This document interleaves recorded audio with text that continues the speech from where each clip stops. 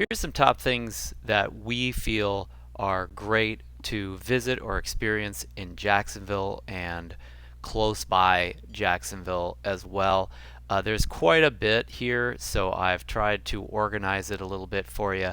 And as I go top to bottom, kind of lead you through this, I'm also going to just give you my own personal experience. Some of this is from my team and family who've lived in Jacksonville all our lives. So there are going to be some of these that I won't be able to comment on by personal experience, but someone that we trust has recommended it. So I've created a couple sections here. The first one is St. Augustine. St. Augustine, nearby city to Jacksonville, is just to the south of us, and it's less than an hour away. And there's tons to do in St. Augustine. It's the nation's oldest city. Lots of cool tourist stuff to check out, so we'll review that. Next, the beaches. We've got tons of beaches, so I just layered them from north to south. Other local attractions, things that are nearby, within an hour or so of where you are in Jacksonville. And then finally, day trips or longer. Most of these in this list are going to be day trips, but you could certainly make a weekend trip of Orlando or maybe even a few of the others. So we'll go over that in detail as well. So feel free to navigate through in these different sections depending on where you're thinking about going and what you're looking to do. So let's start right at the top with St. Augustine. So St. Augustine is full of attractions. It's a historical site. It's got tons of kind of tourist traps as well. So here's what we generally recommend, and I'll give you a little bit more detail on some of these. So St. George Street is the central kind of walking street. It's totally historical. You'll see it's old cobblestones most of the walk, and there's tons of historical landmarks, shops, places to eat along that street. So it's a pretty cool walk. You can walk it in I don't know, like 15, 20 minutes probably from one end to the other. So if you're looking to start at one end and then come back to that same starting point, maybe like a half hour or so is probably good if you really want to get all the way down to the far end. But even a short walk along St. George Street and any of its kind of tributary streets, cross streets, is going to render some cool things that you get to see and experience and look at and whatnot. Tons of cool stuff. There are, I don't know, probably 20 to 40 shops, maybe more, probably more like 50 to 70.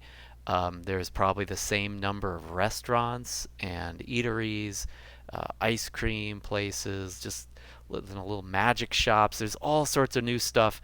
There's a decent amount of turnover with those shops sometimes, so I can't even predict what you're going to see, because what you see when you go, it might be different shops because some went out of business and new ones came to fill their place. St. George Street can get crowded on the kind of high traffic, evening times.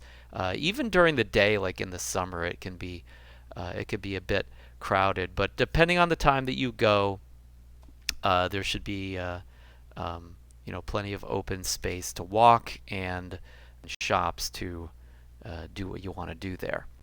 Town trolley tours. So there's tons of tourist trolleys that you can take around St. Augustine, and they're all pretty similar. There are some that are niche and kind of specialty, like I believe they have like a ghost tour now to go through the history and the kind of some of the cemeteries and landmarks, if that's your thing. So there are a couple different themes nowadays with these trolley tours. Definitely around the holidays, they get very festive and they'll sing Christmas carols on the trolley and things like that. Those are kind of specialized. Otherwise, depending on the time of year, there could be other things, but they'll take you around St. Augustine in an hour or two and just point out all the important things that you might want to see. Next, San Sebastian Winery. This is pretty self-explanatory. It's a winery. It's a, if you're into wineries, this is a great place to go. Get some wine and other things there. And I do believe that is a historical winery, so there might be a certain amount of historical value in just touring it as well. But I think I've been there like once, but it wasn't super memorable. But as wineries go, it's fine. Castillo de San Marcos. So this is a giant landmark on the bay, on the intercoastal waterway, right inside of the inlet, the St. Augustine inlet, going out to the ocean. And so it's hard to miss if you're almost anywhere in St. Augustine. You should, uh, at some point in your travels, end up taking a look at this huge, huge fort. So, a couple cool things about the fort. Number one is if you just walk by it, it's got some value, because it's just so big. It's like seeing the, big Statue of Liberty, something like that. It's a huge landmark, and so just gazing at it is something to be seen. On top of that, even if you don't decide to go take the tour and go inside the fort, which I do recommend because there's definitely some things to see. You could see the way life was when, um, at least Florida, if not America, was first visited by European settlers and explorers. But beyond that, you can just get some food and have a picnic on the grounds around the fort. You can go all the way up to the fort, or at least the moat around the fort, so you can get pretty close without necessarily taking a tour or actually entering the fort. So, a picnic around the grounds or just running around with your family on the grass, I believe, is still allowed. So that's worthwhile as well. And then finally, yes, definitely taking a tour of the fort is a great thing to do in a couple hours or half a day, something like that. Next, the alligator farm. So, if you've never seen alligators, or if you haven't been to an alligator farm, this is definitely a worthwhile attraction to go to.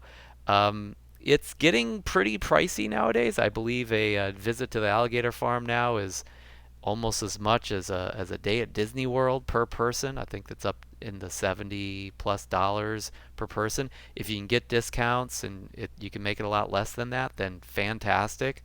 Because that's last time I went. That's I think that's what we spent. But I believe it's worth it for a couple of reasons. Number one is, again, just the alligators. They've got probably 100 alligators there. You'll get up close and personal with them.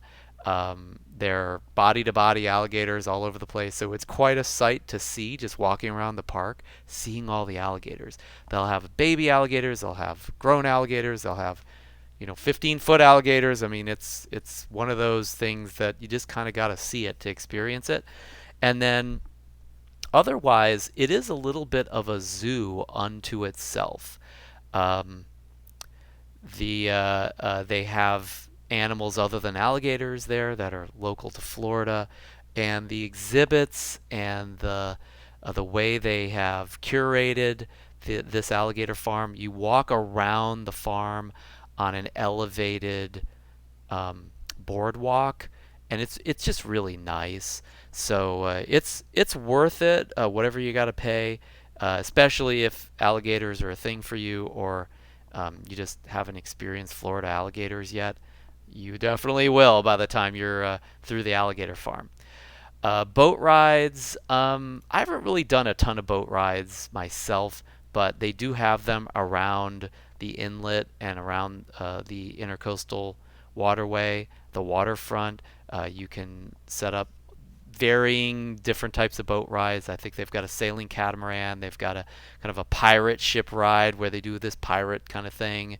There's just different themes to different types of boat rides, and they've got various reviews that you can check to see which ones are better than others. So I can't necessarily give you a personal recommendation on one or the other, but it's definitely a way to spend an evening or spend a part of the day in St. Augustine, especially if you like the water or any of the themes that they're using in those boat rides nowadays. Next, St. Augustine Lighthouse and Maritime Museum. So I actually can't remember when I was there. I'm sure I went at some point. It's probably when I was really young.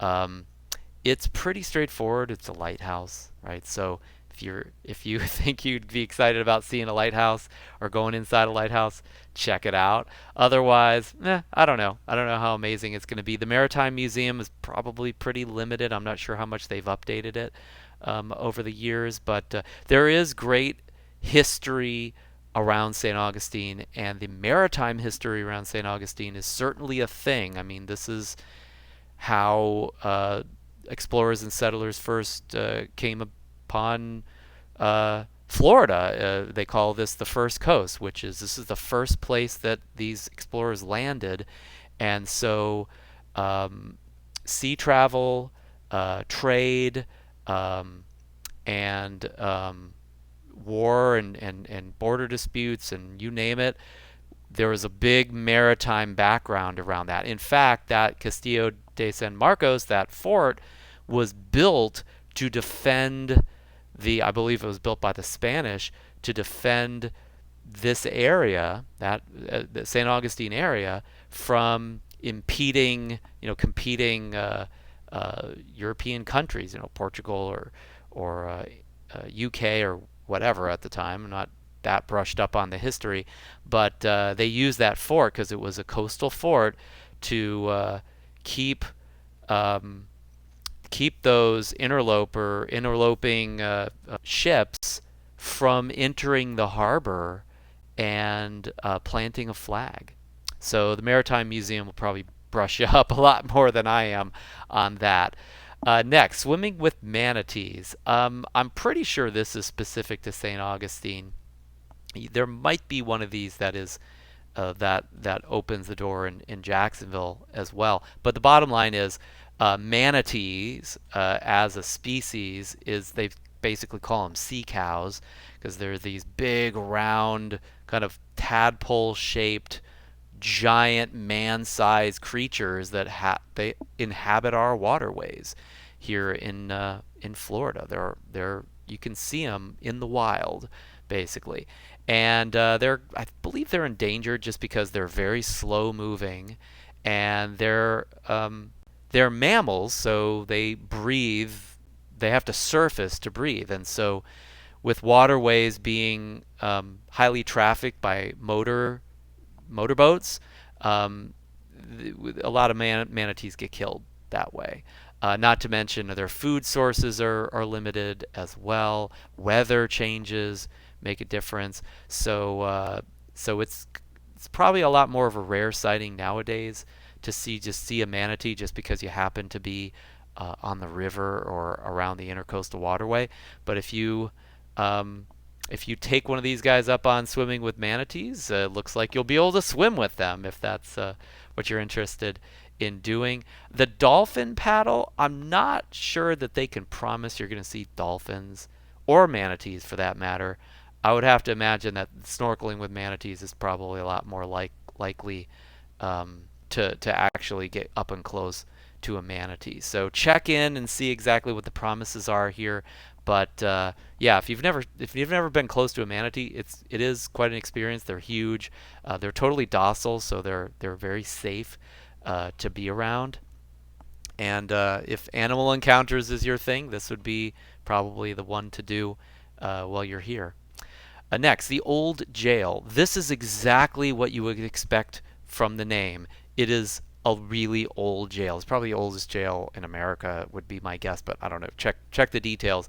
So when you go to the old jail, you're going to see an old jail. And you'll see, I'm sure they have other museum factors and things where they'll teach you the history of the old jail, but it's a historical jail, and that's pretty much what you'll see. Moving on to Potter's Wax Museum.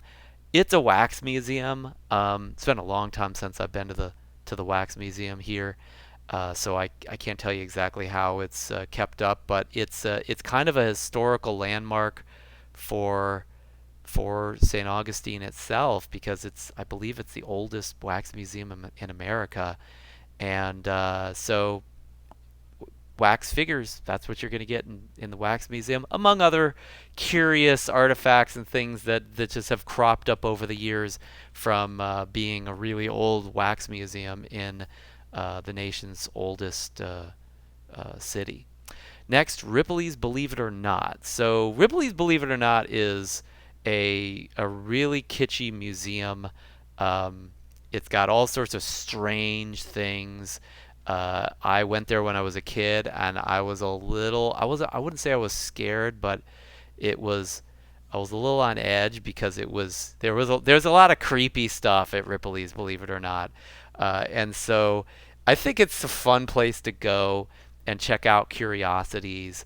Um, it's not Disney World, but for when it comes to St. Augustine attractions, I think it's probably the top one I would visit above all the others I mentioned, unless we're talking about water stuff, or maybe like the alligator farm or the fort. So after you've got those big ones out of the way and you got some extra time, I think it's worth checking out. All right, so those are all the attractions in St. Augustine that we're going to review. There's tons more. There's definitely more than that. There's the old schoolhouse, which is it's the nation's oldest schoolhouse. There's definitely others. Fountain of Youth is one of the famous ones. We just didn't add those to this list, but they're worth checking out, no doubt. Dining. I'll tell you my favorites. Conch House is seafood, and they're pretty famous for having pretty good seafood. What else? Columbia's restaurant. This is Cuban food, and it's really good. There's something for just about everybody, and it's crowded, so I think you can get reservations. I would definitely get reservations, like Open Table or however you do it. Maybe call them ahead of time, because they are booked up. You know, I don't know about days in advance, but they get booked up, and it's ridiculously good food. It's a really cool looking restaurant too, and it's probably one of the biggest in St. Augustine. Athena's, this is just one of my personal favorites because it's Greek food. It's really great Greek food. It's a small kind of cafe style place um, on one of the main drags, not on St. George Street, but it's right off of St. George Street. And if you like Greek, that's the place to go. Mellow Mushroom is a kind of a local pizza place that I mean, you definitely can get pizza there, but they have their own style of pizza. It's kind of thin crust, heavy on kooky toppings type of pizza. It tastes like pizza, but it's not your typical Domino's pizza. Let's put it that way. Generally speaking, it's not. It's kind of gourmet-ish. They've definitely got other food there, but all the food is like pretty good. And they've got a bunch of locations all around Jacksonville, but they definitely have one of the original locations near or in St. Augustine. So if you're in St. Augustine, you want to grab some pizza quickly, and have other options that are pretty good, I'd recommend Mellow Mushroom. It's a lot of fun. Next, Anastasia State Park. This is more of a beach thing, but I put it under St. Augustine simply because it's in St. Augustine, so there you go. I think I also put it under beaches as well. But Anastasia State Park, me and my family love to go there, primarily because we like sailing, and they have boat rentals of various sorts. You can do paddle boards. I believe they've got some catamarans and sailboats. You can it's like sunfish sailboats that you can rent. Probably a few other things as well. So if you check out Anastasia and you call them and find out like what are their hours, what can they rent you, you just go. There's a little cove that you will kind of check into, and they'll rent you stuff right there, and it's really calm. There's no waves because it's a protected. There's a beach in Anastasia that you can get to, but there's also an estuary, I think they call it. If you walk in from the beach, you'll come to like a salt marsh, and that salt marsh opens up into the intercoastal waterway. So it's a shallow kind of wading pool that you can just enjoy yourself in, and then go sail around or paddle around. a totally protected, quiet um, uh, kind of bay area, and that is included in Anastasia State Park. So they've got board and boat rentals in that estuary area, and then you can also, I believe, go a little further and actually hit the beach if you want the waves and want the full beach experience. So you kind of have it all in Anastasia, and it's generally not super crowded unless it's the summer. If it's the summer, I would expect, to be jousting with other people for a boat rental or a parking space or that kind of thing, especially in the high hours. Like if you get there in the middle of the day, morning and evening, maybe you'll have a lot more room. And again, off season. But my warning is off season. You want to check to see what the park hours are. I believe they're just daylight hours, but it is a state park, so they do close. I think they might have camping. I'm not sure, but I do think they close at a certain point in the day. So you just want to know before you go that you're not. It's not just like a public beach that you walk onto. You gotta pay to get in because it's a state park. It's not a lot, but you'll pay for parking and whatnot. Then you got the run of the place, and then you got to make sure you get out of there. Um, Before they close up, I believe. I'm pretty sure, as it is in most state parks. All right, so that covers St. Augustine. Anything else on St. Augustine that I think might be helpful? Yeah, during the holidays especially, but I believe just at night in general, if you go out to the waterfront in St. Augustine, not the beach, but the waterfront along the close to the Lions Bridge, and the restaurants and shops, which is outside of St. George Street, so different street. They light everything up. They've really made it pretty, and so just walking around there is really pleasant for the whole family. They've got horse and buggy rides you can take around. We don't really do those, that's why it's not in the list. But there's other ways you can experience St. Augustine. Bottom line, and it's picturesque and it's nice any time of day, but at night they turn on the lights and they try to make it nice. Again, during Christmas, you'll see a lot more Christmas lights, but I believe all year round, you'll see the white twinkly lights that they put up all around the waterfront buildings, and it's definitely worth some pictures as well. So those are the kind of the closing remarks on St. Augustine. Let's move on to beaches. So, of course, we couldn't have a complete list of these top picks without beaches, because we are a beachside town. Jacksonville is, or at least close to the beach. So I just made a list of beaches from north to south. Some of these are more highly recommended than others, and so I'll detail those as we go. But just assume, I believe I've got this right. Yeah, okay. These are all these beaches that are listed in the beaches section are within like an hour ish. So it's not even a day trip. You can get to any of these beaches quickly within an hour ish, depending on where you are in Jacksonville. And I believe they're all public except for the state park near Mayport, and we'll talk about that. So yeah, anytime, day or night, you should be able to enjoy some aspect of one of these or all of these beaches without having to pack a lunch or expect that you're going to be gone the entire day. Half a day is plenty of time to get onto the beach and walk around, if not actually go swimming and do other things as well. So let's start at the very north end of, this is like the extreme north of where you'd probably want to consider less than a day trip on the beach side of it, which is Mayport. Now, what is Mayport? Mayport is it's a military area. Mayport, I believe it's a Navy station. So it is coastal, and Mayport is also kind of just a part of Jacksonville as well. And so when you go up to the Mayport area, you're going to see there's definitely residential areas. A lot of military lives up there. It's kind of a military-based town. And there's other things as well, but they do have a naval station. Now, in order to really get up into Mayport, you've got to go, and again, Google Map it or Apple Map it or whatever, GPS it, but you'll end up taking a ferry. The Mayport ferry runs um, definitely throughout the day. I'm not sure what the schedule is at night, but you could expect if it's like typical hours, like all the way to darkness, like morning to night, within an hour or less, you'll probably be able to grab a ferry, get on a ferry, unless it was like rush hour or something like that.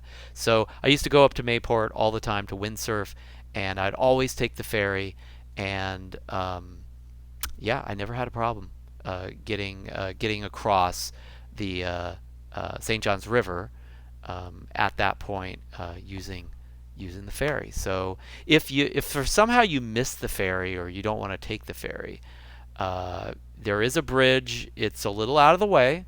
Believe it's the Dames Point Bridge that you would take, and so it's you got to drive like I think it's like 20 minutes to get to the Dames Point. Then you go over it, and then it's 20 minutes back. So it's going to be out of your way compared to the ferry. But if it's going to take an hour or more for the ferry to come and pick you up, maybe you just want to take a shortcut and take the Dames Point, but you're going to be driving a bit. So I just and the Mayport ferry's fun. You can get out of your car and look around and kind of enjoy the ride. It's like 5 or 10 minute ride. It's not a long time, but that's your Mayport ferry for you, and it's a little kind of a mini attraction unto itself, an experience unto itself. Then we go to the state parks. Big Talbot Island State Park. You know what? It's been a long time since I've been there. These northern reaches are less trafficked, so if you want a really destitute, like a destitute beach that doesn't have anybody on it, I would probably recommend this one. But I can't tell you exactly what it's going to be like, so check out other reviews and information about that one. Huguenot State Park, however, I can tell you a lot about. I used to go windsurfing there like every weekend as a kid, and you would take the ferry to get there, and then it's not very far to get to Huguenot. It is a state park, so you're going to spend a little bit of money to get in. They have camping. They do have a beach, a real beach, and then they have an estuary, kind of like what I described with Anastasia, except it's a larger body of water. It's still protected. It doesn't generally get very wavy, and so if you're looking for more like a saltwater pool, Huguenot State Park. It's a great place. As if you're far north, Anastasia if you're in St. Augustine, which is more on the south end. Both of those are similar in terms of like the wading pool aspect of it. Huguenot can be crowded, I believe, in the seasons when there's a lot of campers, because they do have camping and people go and they just park their campers and they hang out there for like a week. So I never had a problem with the crowd at Huguenot for the most part. Maybe there's some cars in front of me to get in and I had to wait a couple extra minutes, but not a big deal, really. I don't know how crowded it really is nowadays. So that's Huguenot State Park, and that really concludes the Mayport area. There are some cool restaurants and some other tiny little things around Mayport. It's kind of its own little neighborhood, so feel free to just tool around there. But there's not that much other than the beaches that I feel is really valuable to speak of. Moving south to Atlantic Beach. Atlantic Beach is really beautiful. Among the more like urban-ish beaches where there's a lot of, it's more city style. That like again Mayport and Anastasia. These beaches, like there's houses, but there's not much else. I mean, it's not like a commercial area. But when we go south of Mayport, then we get to more commercialized beaches that have every little bit of beach real estate is taken up by some restaurant or shop or surf shop or something like that.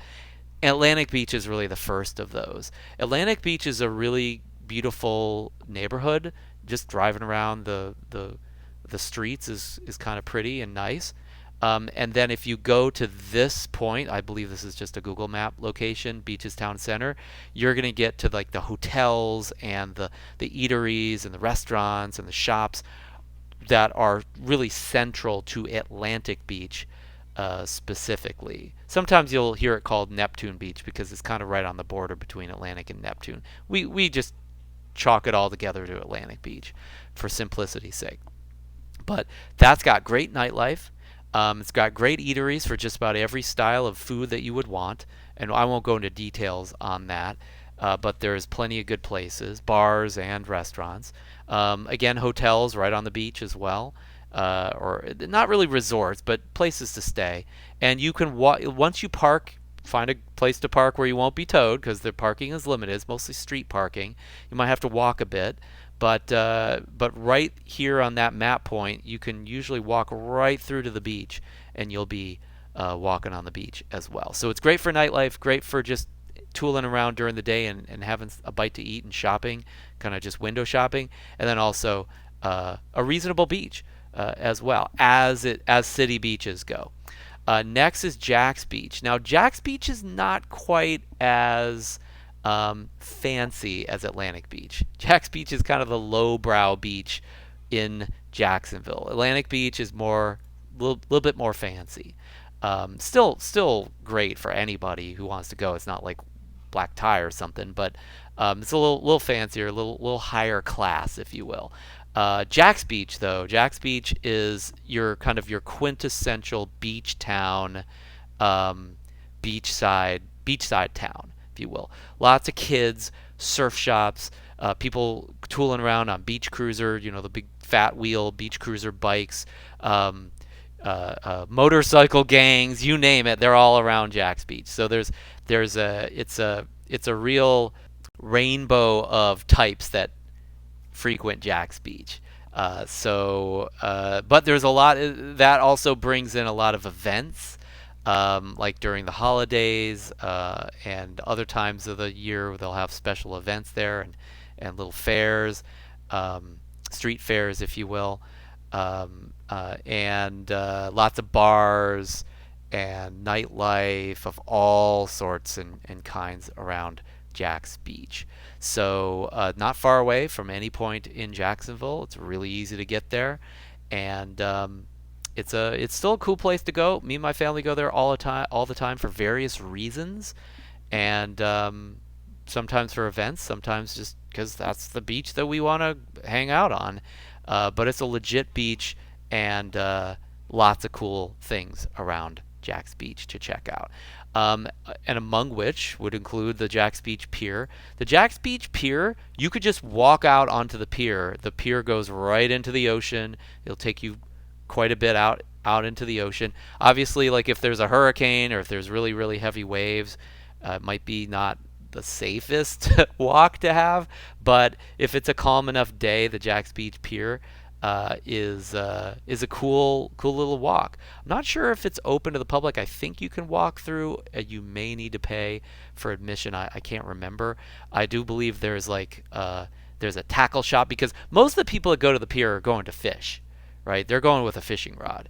Sometimes people just want to walk out there, so it's like a tackle shop with fishing lures and stuff like that, and maybe a few other keepsake items that you might buy there. I can't remember if they still have a restaurant there. Nothing special. It's like a bar and restaurant right on the shore side of the pier. I believe they still have, but it's still out there. It's still something to check out. Then we get into dining. So look, the dining in Jack's Beach, I would not say it's better than the Atlantic Beach dining. If I was going to eat, I'd probably go up to Atlantic Beach instead of Jack's Beach. But Jack's Beach has, definitely a good laundry list of places to eat. Here's some of our recommendations. Sonati's is more sandwiches. They have a huge bakery. They're kind of a staple in Jacksonville. I'm not familiar with Catullo's, so our team recommended it. So I can't tell you. Melon Mushroom we talked about before. They do have one at Jack's Beach. They have them all over Jacksonville. Taco Lu as well. It's a team recommendation. Flying Iguana. That is a tequila bar. So just think tequila bar. I do believe it's got food also, but again, that's not my fare, so can't recommend it, but my team does. And then finally, Pusser's Bar and Grill. That is very much a staple in Jacksonville as well. The locals love it. I don't know why, because again, it's not my kind of place. But it's a bar and grill, bottom line. So that's some Jack's Beach dining at least. That's pretty popular. All of that. Then we move south to Mickler's Landing. So if you go south of Jack's Beach, you're going to start hitting Ponte Vedra. This is kind of a resort, super high class area. More expensive houses. This is where some of the more expensive real estate is, beachside at least. This is where Sawgrass country clubs are, a lot of golf courses, and other fancier neighborhoods. That Ponte Vedra in general is pretty fancy. So feel free to check it out. It's just if you like driving around fancy neighborhoods, Ponte Vedra is a great place to go. But that's not why we put this here. We put it because it's a beach, which is Mickler's Landing. So if you keep going past Ponte Vedra, south of Ponte Vedra, you're going to hit Mickler's Landing. I do believe you can map this. I think this is a map location. Yeah, it is. And it's a public beach, so you don't have to pay. There's a parking area, and then you walk right onto the beach. There's public showers and restrooms, so it's a relatively secluded beach compared to Jack's Beach and Atlantic Beach. It's not as urban. It's just parking and then a quiet beach. There's really fancy houses along the beach that you can walk along the beach and you'll kind of see them, up past the dunes. And we go to Mickler's all the time because it's like if beach is what you want, beach is what you're going to get at Mickler's. That's pretty much all you get, other than what I just described, because it's not like you're going to walk off the beach and go have a sandwich or go to a beach shop or something like that. There's no shops, right? It's just a beach. And yes, there are people there. You're going to bump into a few people, but it's compared to the other more urban beaches, pretty darn secluded. And then finally, if you go south of Mickler's, you keep going south along A1A, which is our kind of our beachside road. You're going to hit St. Augustine eventually, which is a great drive. Just take the drive just for the sake of driving it.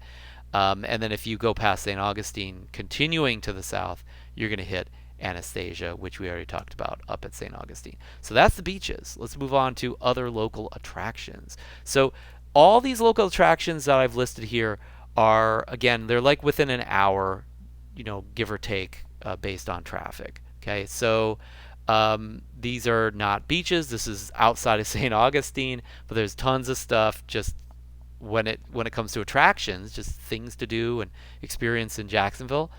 And these are my and my family and team's recommendations, just local to Jack's. So, and by the way, this is no particular order. Number one isn't the best. It's kind of random order. We'll start with number one here. So that's UNF Nature Trails.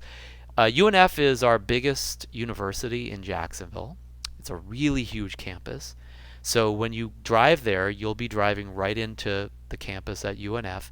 But right before you get to the main parking and the main circle where UNF, like all the students are and the classrooms are and everything, you turn off to the right, and there is it's a place where people who are guests need to check in and get a parking pass, but that's also a place where you can park and walk on the nature trails. The nature trails are super nice.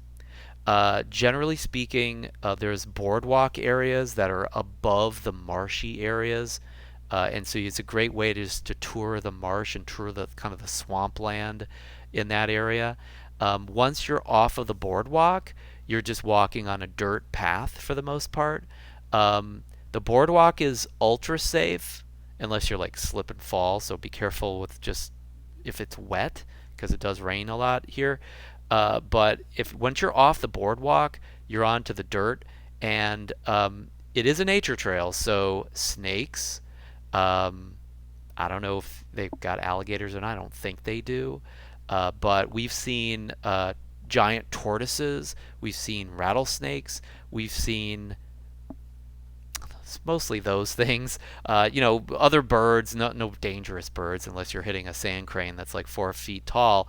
But I would just keep an eye out while you're walking just to make sure you don't step on a rattlesnake. Rattlesnakes don't bother you, generally speaking, if you don't bother them, but they do slither around. So just good to be wary of that once you're off the boardwalk. The boardwalks are above the swamp, so when you're walking above, it's almost impossible that you're gonna run into wildlife that is gonna be a problem for you. But once you're out on the ground level, you're with the wildlife, and then again, it's just a nature trail, right? So you just never know exactly what you're going to see. But there's cool stuff to see, and as long as you keep control of your family or yourself while you're there, you should be safe. You should be fine. People jog those trails, so gosh knows if you can run it, you can probably walk it without getting bitten by a snake. If you do get bit by a snake, just just proceed to your car and find the nearest hospital or call an ambulance and take their advice. I believe most of the snake bites that you will get in the Jacksonville area, there are plenty of snakes in Jacksonville, and some of them are poisonous. Most of them are not like life-threatening, but you will want to seek medical attention, of course, as you would if you got like bit by alligator, and just be careful, use your best judgment. All right, shopping and walking around. Um, yeah, this is just general. Like if you want to go shopping, or just like walk around without any particular like reason, like just do window shopping or walk around a nice area, this is your list. So Shops of Avondale, it's a nice walk. It's kind of a fancy area. It's a little historic, so it's older, but there's some nice shops there, and there's places to eat as well that are very famous in the Avondale area. And this is, I believe, just a map plot. Jacksonville Riverwalk, this is downtown, so it's super urban. But if you go to the south side of the river or the east side of the river, depending on how you slice it, so you're not on the downtown side. What you really have to, if you're on the beaches side, you got to go north and cross the bridges to get to actual skyscraper downtown Jacksonville. But the Riverwalk is on the other side of the river, and it's a boardwalk right on the river, and it's really well built. It's super safe and nice. You can walk there at any time, day or night, and you will have a perfect view of the downtown Jacksonville skyline because you're across the river from all the tall buildings. So that's part of the attraction of the Jacksonville Riverwalk. Not a whole lot else other than just you're next to the river. There's like some fountains, and I believe there might be a few restaurants along that walk, hotels and stuff like that. But it's worth walking. I've been on the Riverwalk a couple times in my time in Jacksonville, two, three, four times, and it's always worth walking along the Riverwalk. I do believe it's not on the list, but I do believe there is a North Riverwalk as well on the other side of the river. I don't know where that is, and I don't know that I can recommend it because I haven't walked it personally. But they're definitely developing both sides of the riverfront in downtown. 10 years ago, I would have said some of it's in good shape, some of it's kind of in disrepair. It's a little bit more industrial, but I can tell you it's definitely come a long way. Most of the riverfront near downtown now is pretty darn nice, and that includes the Jacksonville Riverwalk and some parts of the north side, or the actual Jacksonville urban center side of the river as well. St. John's Town Center. This is the newest, the most up-to-date, and the fanciest mall in all of Jacksonville. It's huge. The campus is, I mean, it's got to be 2-3 miles in diameter. The central town center mall is a really, really nice walkable outside mall. They've got an Apple store, they've got lots of fancy restaurants, and just your typical like PF Chang's and Cheesecake Factory, if you like that kind of thing. California Pizza Kitchen, all the like the modern chain restaurants are in or around St. John's Town Center. So if you go to Town Center, there's tons of just normal shopping. There's tons of super fancy shopping, and there's tons of every level of restaurant, all the way from fast food and fast casual to super fancy steakhouses and bar and grills and places. So some for everybody in St. John's Town Center. If you're just looking to go shopping, I would start there. Just in general, if you're specifically looking to shop some specific shop, then just I'd probably just search on a map. But just if you're looking for just random walk and shop or walk and eat and shop, this is a phenomenal place. It's family friendly. It's got a few playgrounds around. Nothing huge, but it's very nicely appointed, and it is a see and be seen kind of area nowadays in modern Jacksonville. Moving on to San Marco. Both San Marco and Five Points are more historic parts of town, and they have their own little shop areas around the San Marco and the Five Points neighborhood. San Marco, it's ritzy but old, so it's a kind of historic shop area, and it's relatively highbrow, but it's nice. It's nice to walk. There's wine tasting. There's restaurants. I think there's a small theater. There's little places to shop, thrift shops and stuff. It's worth walking around it for 10-20 minutes, even if you don't want to buy anything there.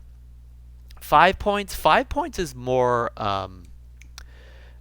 it's more bohemian. It's more artsy area, younger crowd.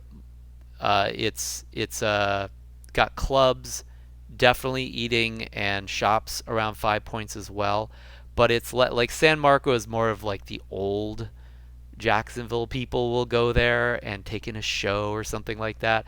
And then Five Points, if you're younger, you'll go to a bar or grill or go to a club or something like that at night.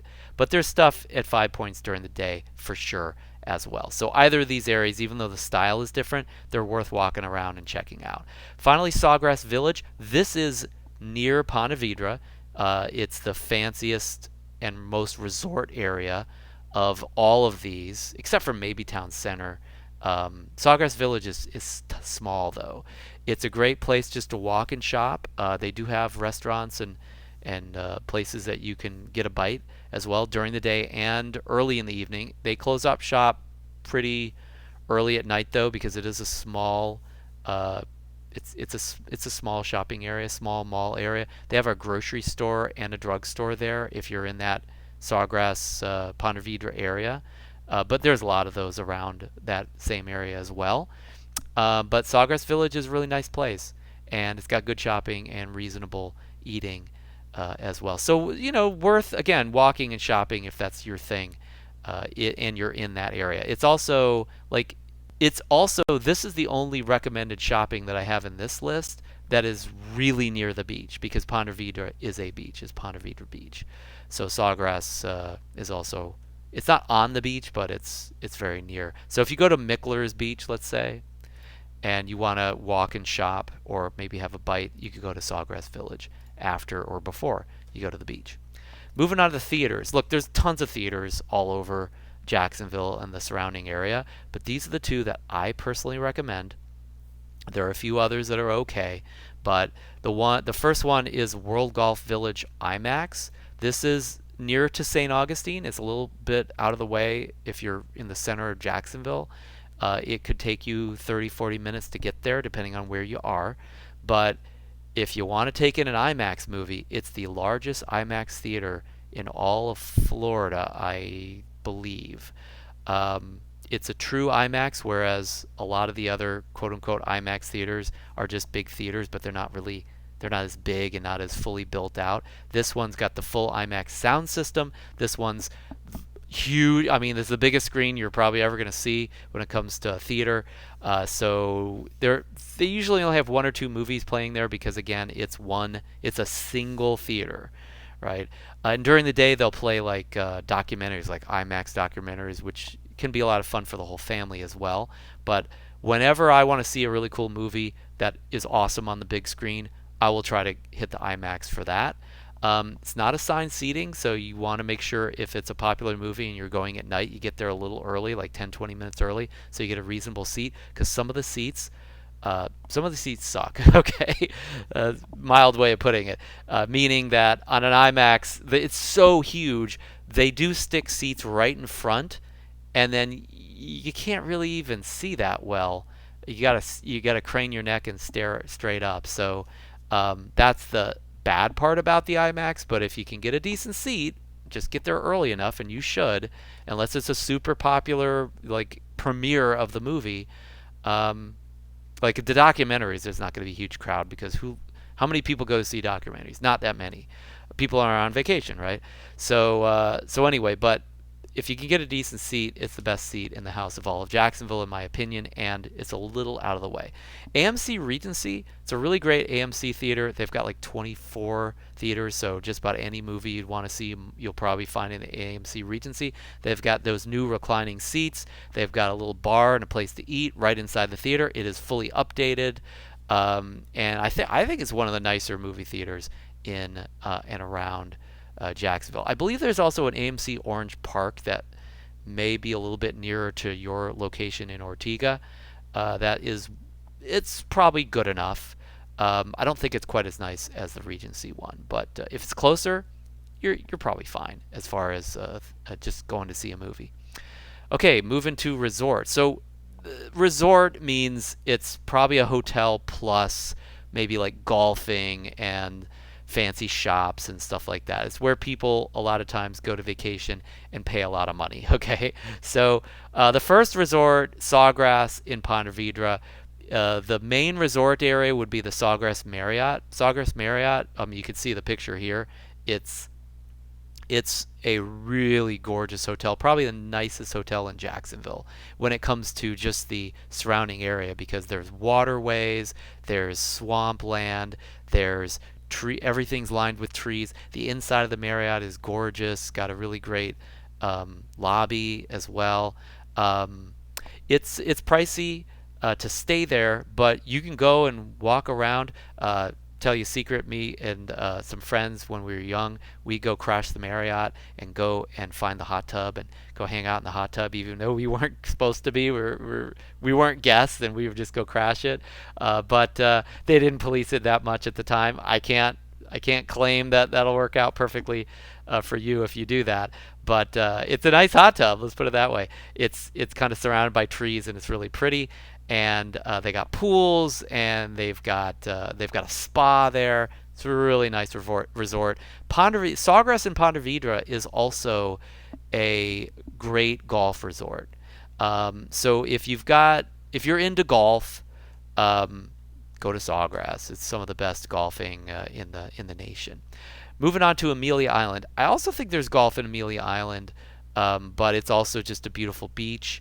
It is a bit out of the way. I believe it's a good solid hour away, maybe even a little bit more. Maybe I should have put it on the day trips, but it is a resort. I believe I think it's like the Ritz-Carlton or a couple fancy hotels are in that Amelia Island resort area, and it's beautiful beaches. It's pretty secluded as beaches go. It's even further north than the northmost beach, the Mayport area. So it's going to just be planned for a bit of a drive if you're going to that for a resort purpose. And then finally, World Golf Village. Of course, they're going to have golfing there. It's World Golf Village. They have, I think they call it the King and the Bear, two different golf courses there that are like award-winning, designed by professional golfers, basically. So if that's your thing, it's great. What else? World Golf Village also has shopping. Um, or shops you can shop at around World Golf Village. I don't know that I'd recommend it just for the shopping alone. They have a couple of hotels, and also that's where the World Golf IMAX is as well. So it's a really pretty place. It is. I think it's worth just going there just to walk around.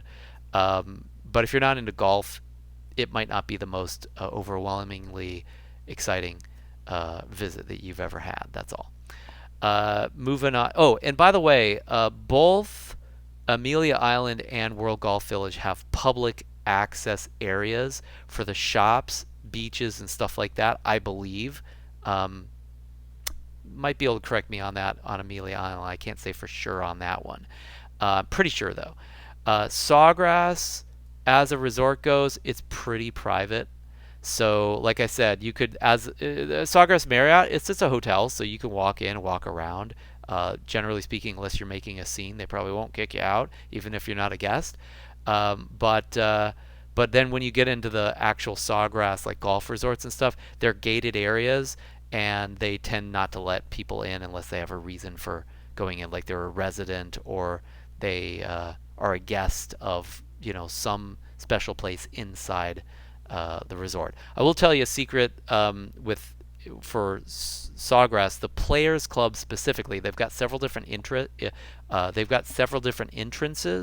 They've got the Beach Club, and then they've got well, I think they call it the Country Club, and then they've got the Players Club. On the Players Club side, um, there's two entrances. There's a north and a south entrance. If you go in the south entrance, again, there is a gated entrance, but there is a sidewalk, public sidewalk that goes right into Sawgrass. And it's so secluded, it's so kind of shielded from the guard, the like the um, the gate, the security guard at the gate and everything, where they're letting cars in, that you could walk or bike your way right into the private area in Sawgrass Players Club via that sidewalk without anybody noticing.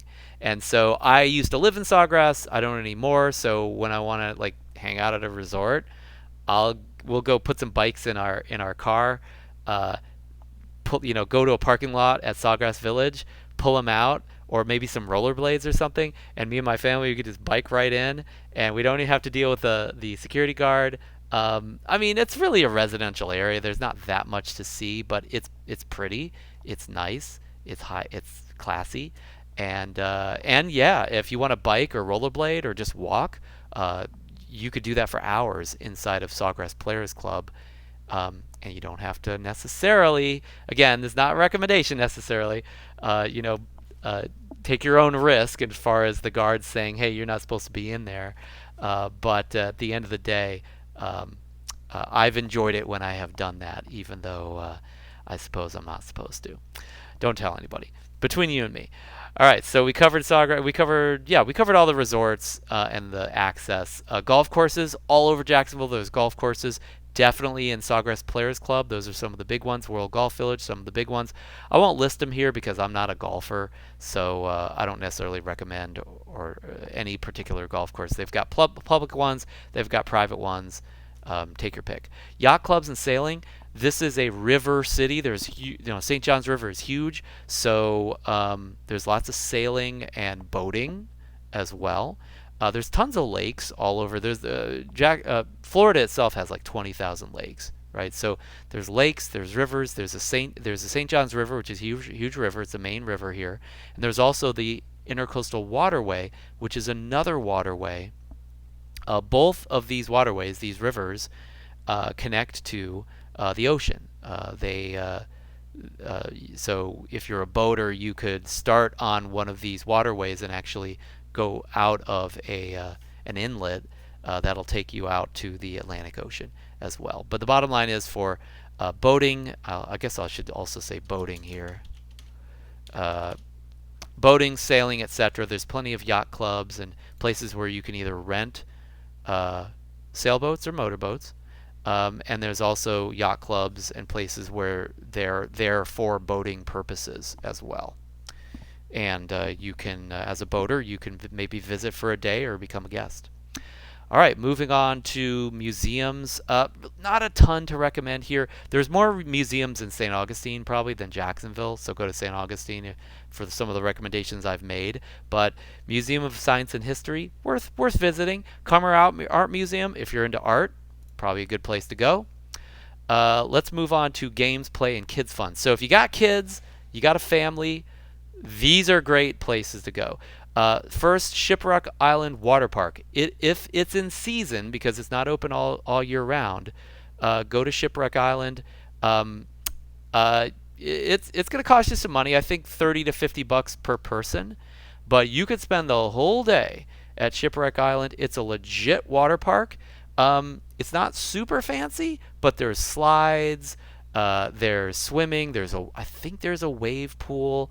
There's spray. They have those spray pads where you just there's water falling everywhere and people are spraying each other with water. Yeah, it's a pretty decked out water park. The really big water parks that are really nice and or fancier are in Orlando. But this is Jacksonville's answer to a water park. It's about as close as you're going to get in Jacksonville to a really awesome water park. It's not the best, but it's what we if you want to go like for a couple hours, you can do it. If you want to go for the day, it's really close, and as long as it's open, you're in good shape there. Now, I will tell you also, Shipwreck Island Water Park is part of Adventure Landing, and we're going to talk about that when we talk about mini golf. So we'll get to that in a sec. So you can do a lot of things right at one place around Jack's Beach. Moving on to Dave and Buster's, they've got an arcade, they have a bar, they have eating. It's a mixed bag at Dave and Buster's. If you like Dave and Buster's, that's we've got one. Bravos. I'm not even sure how to pronounce this. This used to be called Rebounders. I think it was a Rebounders franchise, and then they broke off. The reason they called it Rebounders was because the main attraction was the trampolines. So it's a place where, for a little bit of money, you can get yourself access for an hour or two to these giant trampolines that you get to jump up and down on. Now, as a non-acrobat, I find that jumping up and down on a trampoline for more than 10 minutes, I'm I'm done. It's like, okay, I get it. Enough said. I'm good. But kids obviously are a little different. They can they can run around in circles for 2 hours and it doesn't get old, right? So probably better for the kids than just anybody randomly. But if you wanna be able to jump really high and do backflips on a trampoline, this is the place to go in Jacksonville. They've also got an arcade. They've got other activities. I think they have laser tag. I'm not sure. I'm certain they have like a Ninja Warrior uh, obstacle course that you can go on. So there's various little mini attractions inside of Bravos, but the main attraction would be the trampolines. Mini golf, miniature golf. We got tons of it around Jacksonville. There's main event. I personally haven't been to main event, but it looks pretty nice. I think it's a newer place. They've got bowling, laser tag, an arcade, and mini golf. Adventure Landing. I always go to Adventure Landing for the mini golf. It's legit mini golf. They also, of course, they've got a few like so-so rides. They're not amazing.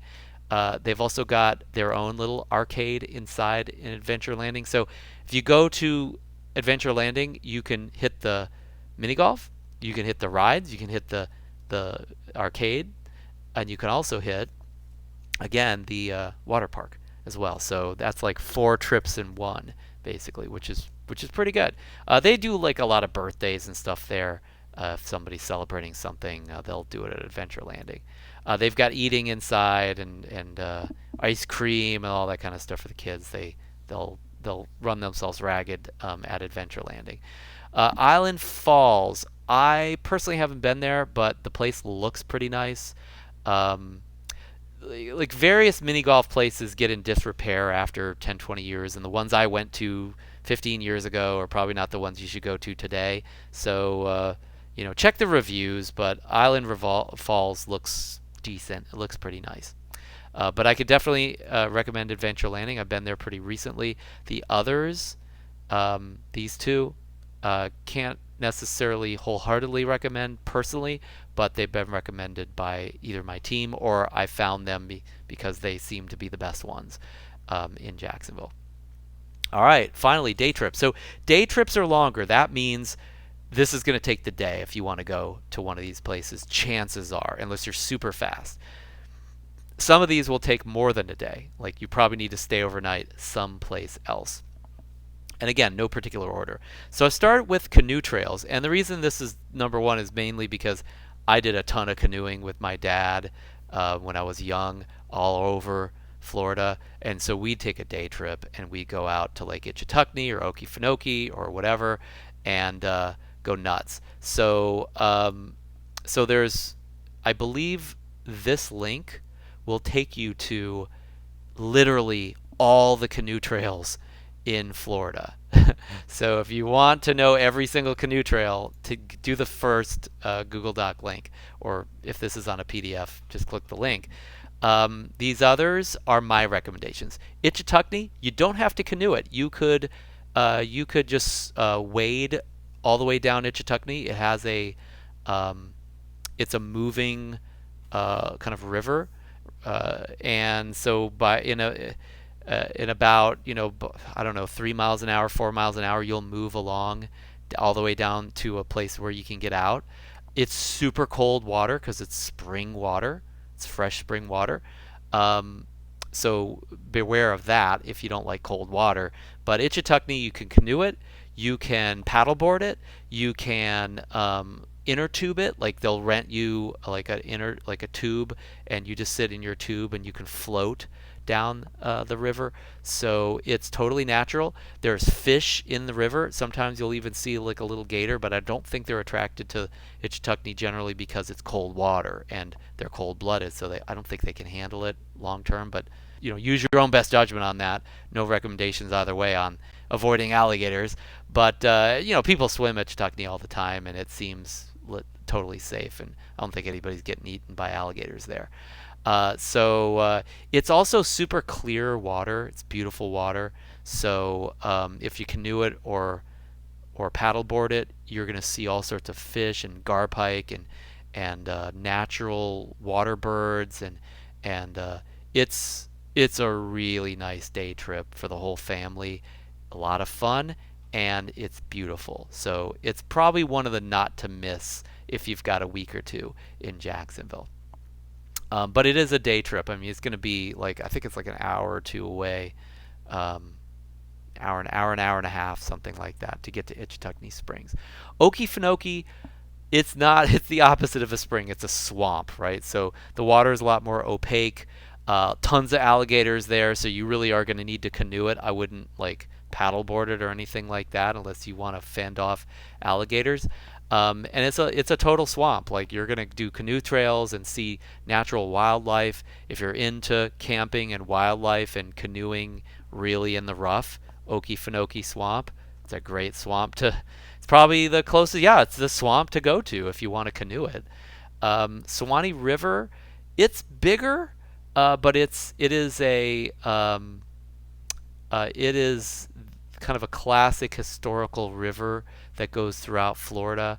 It also has a bit of a current to it, so once again, just be ready to paddle against the current if you're going to go two ways. And that can take more time going against the current than with the current, so plot your voyage accordingly. But it's worth canoeing. Not as clear water as Itchitucknee, but clear enough to see some fish and some really nice stuff. I believe these are even connected, all three of these, in some way, shape, or form if you really want to make for a long canoe trip. Moving on to Fernandina. Fernandina is right on the Georgia-Florida border, so it's like an hour and a half away-ish. And beautiful little town, beautiful beaches, and great eating. They've got the fishing and shrimping, like shrimp boats are a big thing in Fernandina. So check out the shrimp boats and the fishing industry there. I don't know if there's a lot more to see beyond that, but it's a pretty cool beach to visit. And it's not just a beach; it's also a town unto itself. Kingsley Plantation. It's a plantation. I don't know if I can recommend it in terms of anything beyond seeing a historical antebellum kind of plantation, big house, basically big historical house. But I do believe there's historical things you can learn going there and things to look at. I'm not sure how much more there is to see. I'm sure I went there at one point, but it was not memorable. But a family member recommended it as one of the famous sites in Jacksonville. Next, we've got NASCAR. This is all like I put this all in the same place because it's basically car racing stuff. So NASCAR racing experience. I cannot necessarily recommend this, except clearly if you're into that sort of thing, it's probably something to check out. Don Garlett's Museum of Drag Racing. I have been to this. So of course, if drag racing is exciting to you, go because you're going to see you're going to see the entire history of drag racing in actual physical drag racers. Don Garlett's one of the more famous drag racers, evidently in history, and is originally from Florida, and so he came back to Florida and retired, I guess, and he took all his drag racing cars with him and created a museum basically. And so if you want to see all his drag racing cars, like old drag racers and then all the way up to some newer stuff too, then check out that museum. I've seen it. It's pretty cool if you're into that sort of thing. And but it's not inside of Jacksonville. It's a little ways away, so it probably is going to be more of a day trip. Moving on, Daytona Beach. People like Daytona Beach. What can I say? It's a big spring break location. Lots of junky hotels, basically. If you're there for spring break, there's going to be a lot of kids, a lot of drinking, probably drugs, and all sorts of other nefarious activity that you might want to avoid, depending on who you are. Um, the zip line adventure. Personally, I have not done this, but I have done zip lining. Zip lining is cool, so this is probably cool. So check it out, see the reviews, and if that seems like it's a thing that you want to do.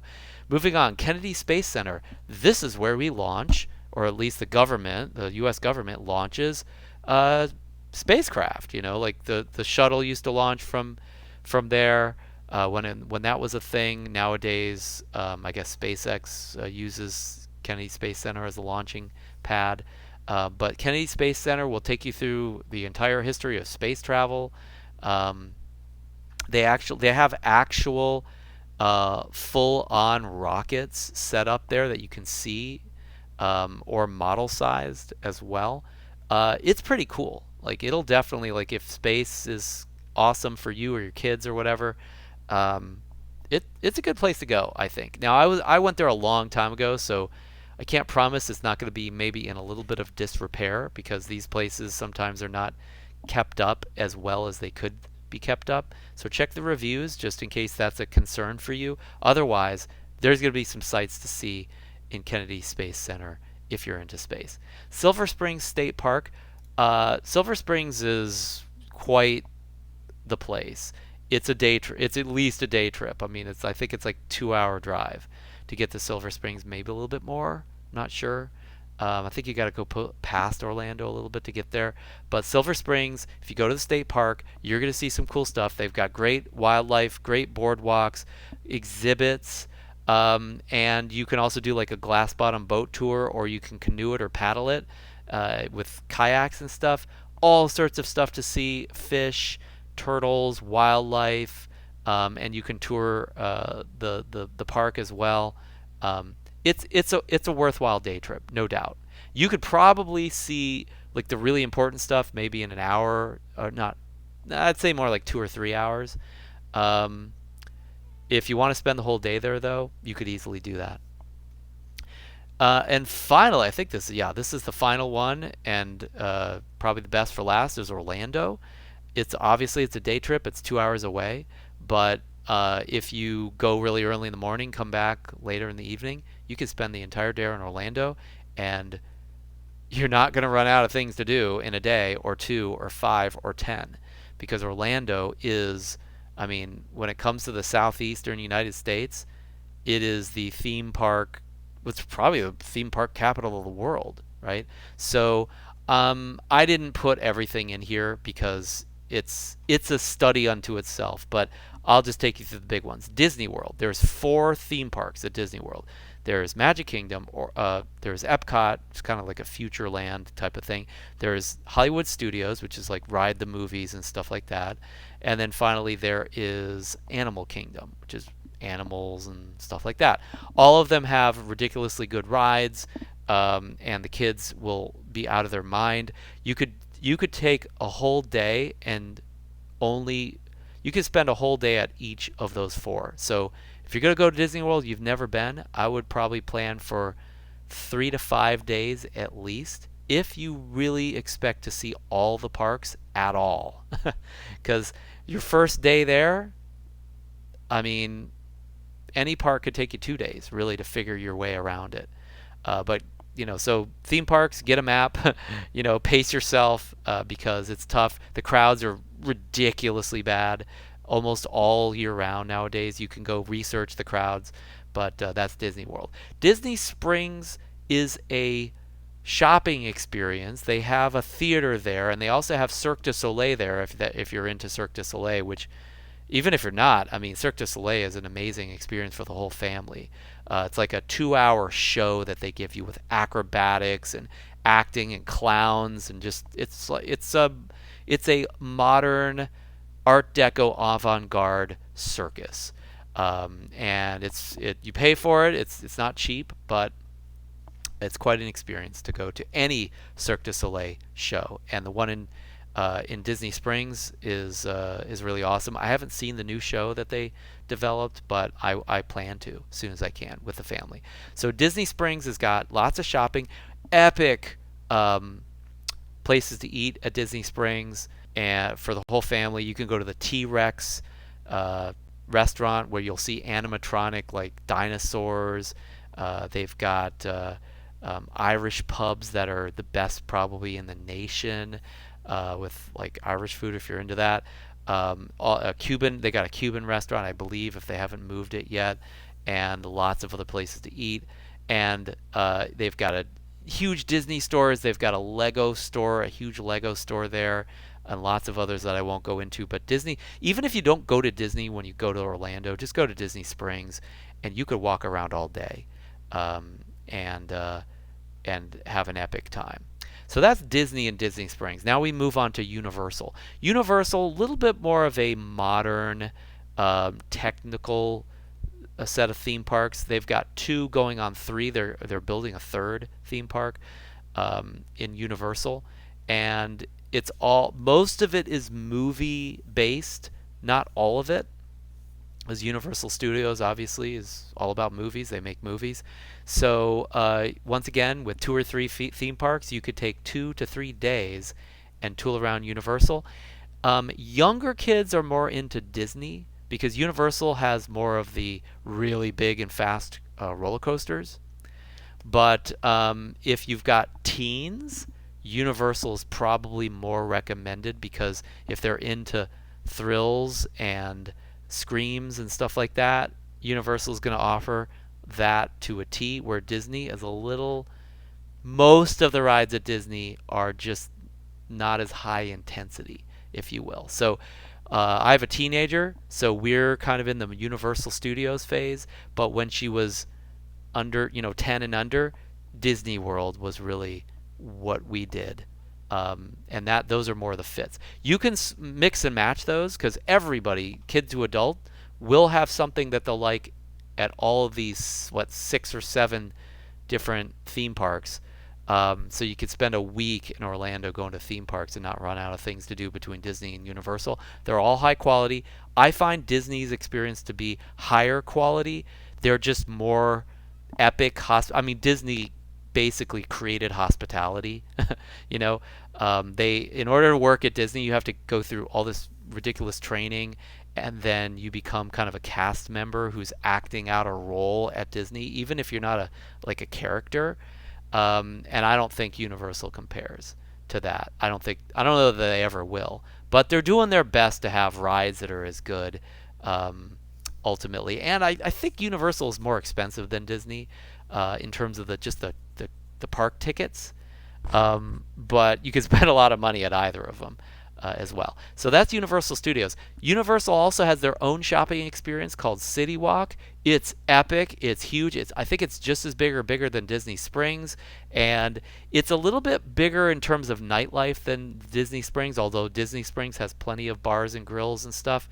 But Universal City Walk has, you name it, everything you could want for anybody of any age.